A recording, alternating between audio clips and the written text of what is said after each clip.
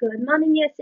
It's Monday, the 8th of February, and our learning objective today is to write a story with a focus on subordinating conjunctions.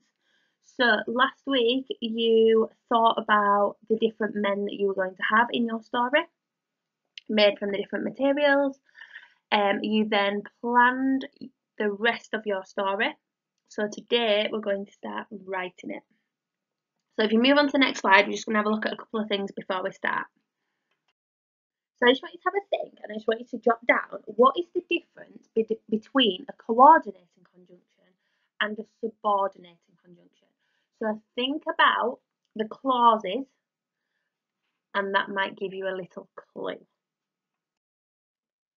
So the answer is, if you've got a coordinating conjunction, you will have two main clauses either side of it. So for example, I went to the shop is a main clause. It can stand on its own. I bought some sweets is another main clause. It makes sense on its own. If I join those two together, I went to the shop and I bought some sweets. So that joined a main clause and another main clause using a coordinating conjunction. If we're thinking about using a subordinating conjunction, there will be a main clause and there will be a subordinating clause. So the subordinating clause will not make sense just on its own, okay? So your main clause could be, I went to the shop, is your first main clause. Then I could use my next clause, so my subordinating conjunction is part of my next clause, because I needed some milk. So if I just said to you, because I needed some milk, that wouldn't make sense on its own. The subordinating conjunction becomes part of the subordinating clause. So that wouldn't make sense on its own. So if I just came up to you and I went, because I need some milk, you'd be thinking, what are you talking about, Mrs. Ullah? That does not make sense on its own.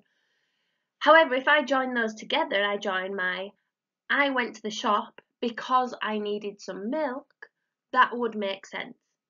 So that's the difference between a coordinating conjunction and a subordinating conjunction.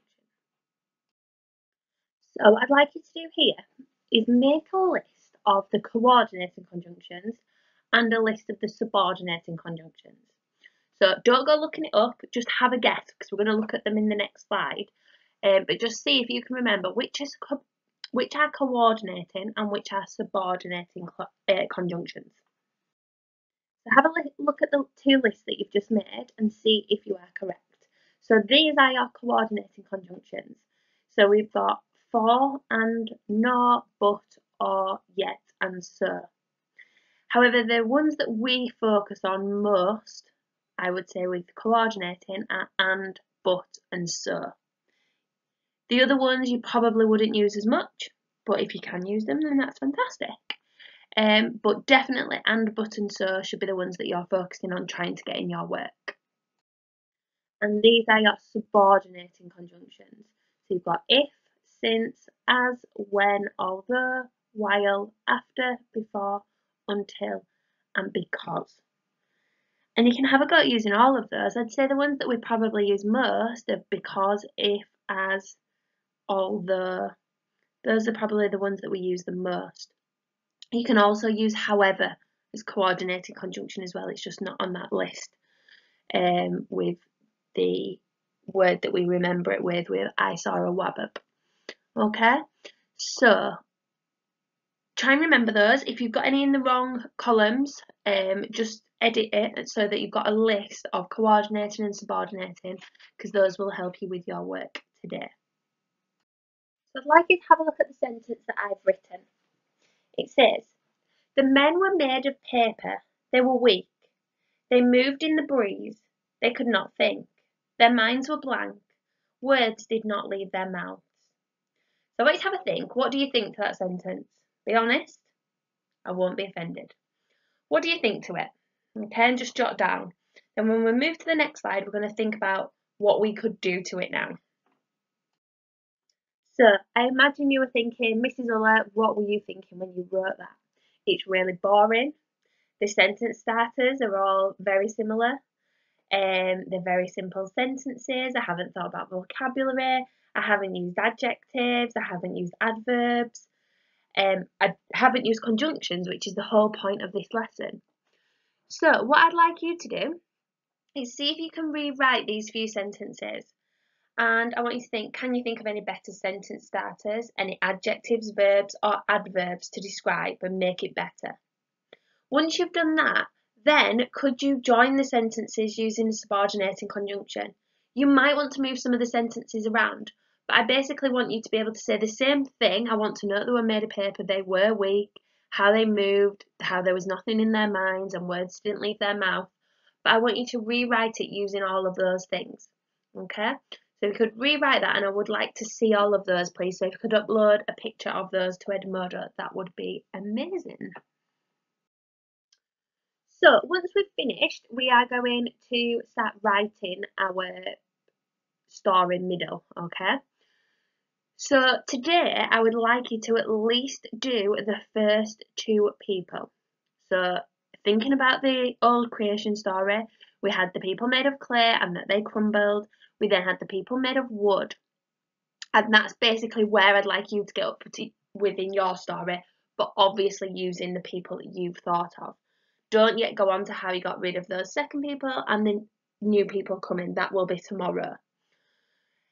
So I want you to think about this success criteria when you are writing. So everybody must be using expanded noun phrases and inverted commas with your speech. We can all do that now, so that should be seen in everybody's work.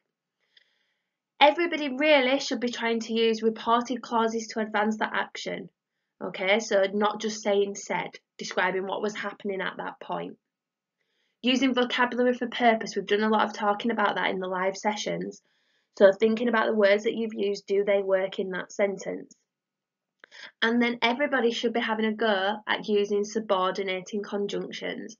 Okay, we've talked about those today. You've got a list of them now. So see if you can get at least one into your work today. If you want to push yourself a little bit further, think about using a colon or a semicolon. Okay? Remember, you can use that colon, it's like an equals, because, okay, within that sentence. And your semicolon, you could be using that instead of but or and to join those sentences. So once you've done those two paragraphs, if you could upload them to Edmodo and I will have a look. But it would be really worth, once you have done it, go through this success criteria and tick what you've done. Because anything you haven't done, you'll have to make sure you do that tomorrow. Also, before you do submit it, please check your cups. Remember I said to you in the live session on Friday that we don't do cups as part of our editing. Cups is our proofreading. So check your capital letters. Check that every sentence makes sense. Check that you've used punctuation and check your spellings. Okay? Yeah, and then once you've done that, if you could upload it, and Miss Lister will be marking that for you today. So have a lovely day, Year 6, and I'll speak to you soon.